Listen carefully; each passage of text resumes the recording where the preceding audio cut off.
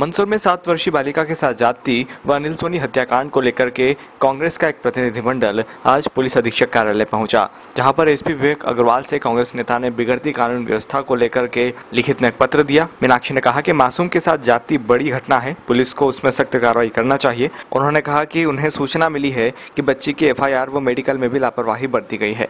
वहीं अनिल सोनी हत्याकांड में उन्होंने कहा कि पुलिस इसे बड़े घटनाक्रम में ले और उक्त आरोपियों को जल्द गिरफ्तार करे।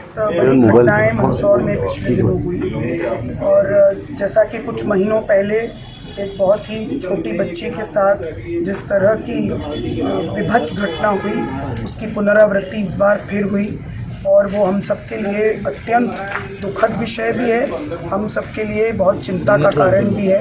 तो एक तो उसके लिए हम लोग एसपी को मिले कि इस तरह की घटनाएं अगर हो रही हैं तो कानून को सख्ती से उस पर काम करना चाहिए।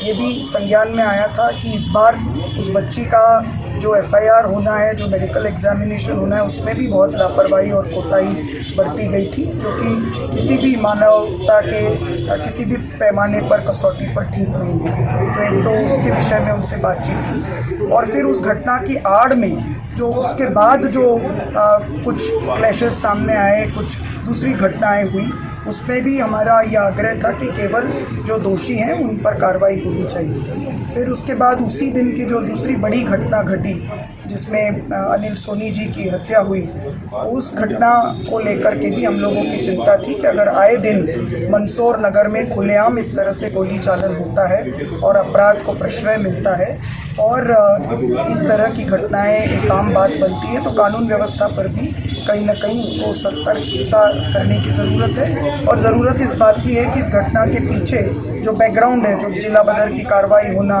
और इस तरह की चीज़ें जो पिछले 3-4 सालों में पनपी हैं, उसी की परिणति के तौर पर आज ये घटना सामने आई है।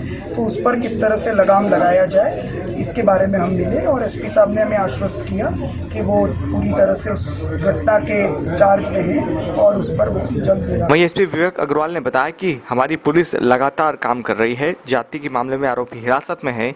वहीं अनिल सोनी मामले में फरार आरोपियों के खिलाफ 10-10 हजार का इनाम घोषित किया गया है। वहीं पुलिस ने हाल ही में जब्त की एक जगुआर कार के बारे में भी जानकारी दी। बीते कुछ दिनों में शहर में हुई 1-2 घटनाओं को लेकर उन्होंने चिंता व्यक्त की है और अपनी बातें उन्होंने लिखित पत्र के माध्यम से दी हैं। सभी बिंदुओं पर हम जांच करवा रहे हैं और उनको हमने बताया है कि जो भी नियमानुसार सही कार्रवाई होगी उसको पूरी तरह से पूरी दृढ़ता के साथ किया जाएगा और उनके सारे कंसर्न्स को हमने ध्यान में लिया है और प्रभावी कार्रवाई करेंगे।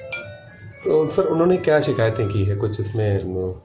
7 वर्ष की बच्ची के साथ एक जघन्य घटनाक्रम सामने आया था, उसको लेकर आरोपी को कठोरतम दंड मिले और उसके ऊपर न्याय संगत कार्रवाई हो, इस बात को लेकर। और साथ में जो एक हत्या का घटनाक्रम जो सामने आया था उसमें भी आरोपियों की शीघ्र पकड़ और कठोरतम कार्रवाई के लिए पुलिस ने अभी कुछ लोगों को राउंड अप किया है और उनसे हम लगातार पूछताछ भी कर रहे हैं।